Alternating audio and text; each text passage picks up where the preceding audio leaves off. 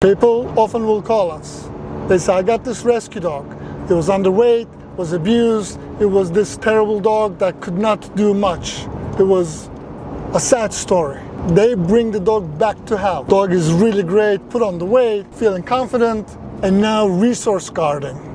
Like growling at the owner that rescued the dog, or being dominant or doesn't listen, and people go, holy crap, I think I got the wrong dog. This dog is too much for me. There's like all these issues that I didn't think I was signing up for, because when they got the dog was like starving, abused, whatever. And then all of a sudden dog has some confidence and they go, holy crap, I wasn't expecting this dog to growl at me.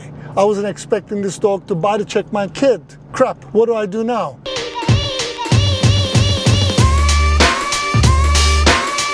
It is being in a rock and a hard place. You rescued a dog, feeling really good about yourself, and now, am I putting my kids into danger?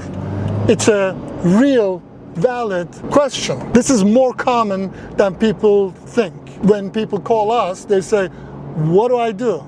Now, when we do consultation, when this is a mismatch, we do tell people, we're like, oh, this is not a winnable proposition. It hasn't happened, but if it was to happen, we would tell people, this is not a good match for your situation. But what's usually happening is dog was hurt, unwell, unhealthy, skinny, lost dog. And people brought this dog to health. So now dog is confident, happy, and being a dog.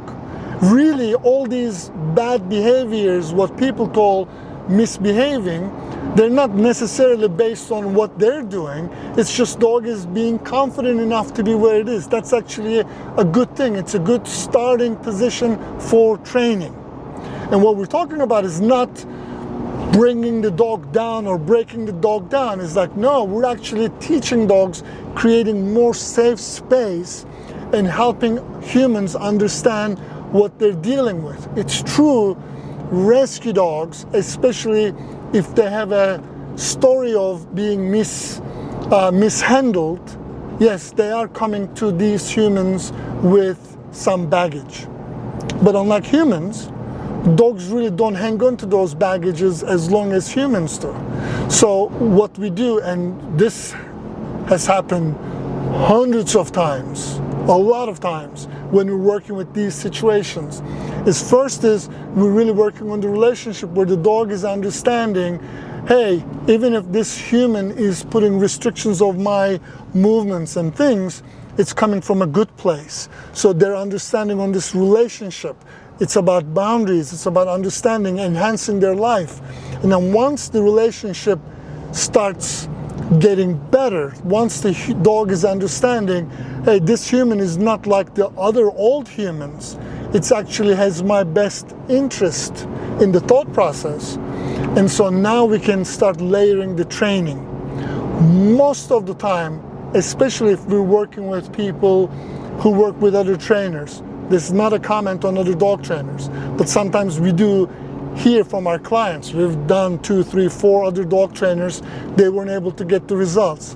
What that usually means is when people come in, they're like, okay, I'm going to fix this situation. What's the situation to fix?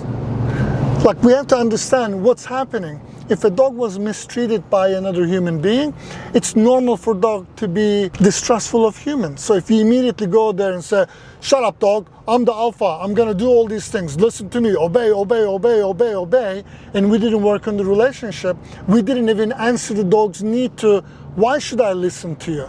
Do you have my best interest? Are you gonna violate my trust? If we haven't answered those questions from dog's perspective, that's not a winnable proposition.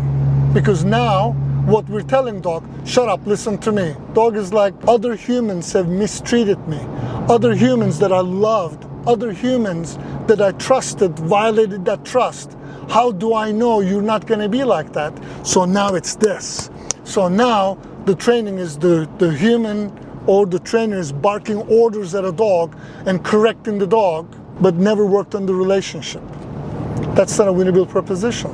What we do suggest, what we preach, what we teach, what we practice is first is really understanding the dog.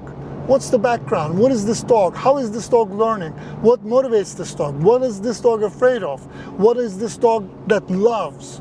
And so once we understand how the dog likes to be communicated, so now we can actually start working with the dog. And then so once we're doing this, now dog is understanding, oh, I understand this being, this human is not like the old human. This is not like the old human that violated my trust. I can trust this. And just like in real life, once the trust is violated, you have to earn it back. You can't just say, trust me, trust me, trust me. You can say that, but it is not earning trust. And once we start working with a dog and then they understand and they begin trusting us, so now we can actually guide the dog in the behaviors that we do want. So dog is now working with us. Dog is actually following our lead. Dog is actually offering the behavior that we want. So now what happens is relationship is richer, dog's experience is better, humans' experience is better. And although we see more of this in rescue dogs, this is also applicable for purebred dogs also, because trust is applicable for all beings at all different backgrounds. Once it's violated, it has to be rebuilt.